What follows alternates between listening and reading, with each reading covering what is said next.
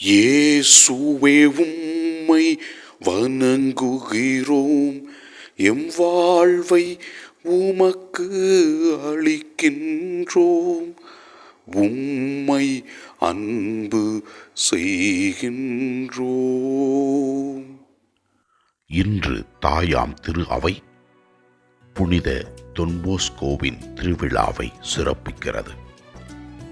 ஆண்டவரே, அனைத்து சலேசிய குருக்களுக்காகவும் சலேசிய அருட்சகோதரிகளுக்காகவும் அனைத்து இளைஞர்களுக்காகவும் ஜெபிக்கின்றோம்.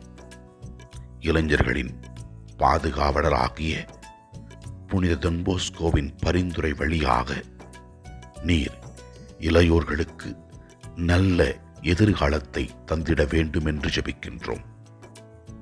இன்று ஜனவரி மாதத்தின் கடைசி நாள்.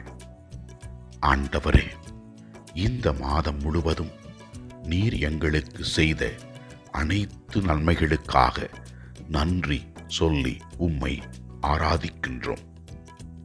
முதல் வாசகத்திலே நாம் பார்க்கின்றோம், தாவீது அரசன் தான் செய்த தவறுகளை ஆண்டவரிடத்திலே ஒப்பு கொடுத்து மன்னிப்பை கேட்கின்றார். இஸ்ரவேல் மக்களை மன்னித்து அவர்களுக்கு நல்ல வாழ்க்கை கொடுக்க வேண்டும் என்று வேண்டுகின்றார். நற்செய்தி வாசகத்திலே இயேசு தான் பிறந்த ஊருக்கு செல்லுகின்றார். அற்புதங்கள் பல செய்தாலும் அங்கே இருந்த மக்கள் அவரில் நம்பிக்கை கொள்ளவில்லை. எனவே ஆண்டவர் இயேசு கிறிஸ்து அவர்களுக்கு கூறுகின்றார், இறைவாக்கினர்கள் தங்கள் சொந்த ஊரில் ஏற்றுக்கொள்ளப்பட மாட்டார்கள் என்பதை கூறி அவர் அதிகமான அற்புதங்களை அங்கே செய்ய முடியாததை விளக்குகின்றார். நம்பிக்கை நம் வாழ்க்கைக்கு மிகவும் முக்கியம்.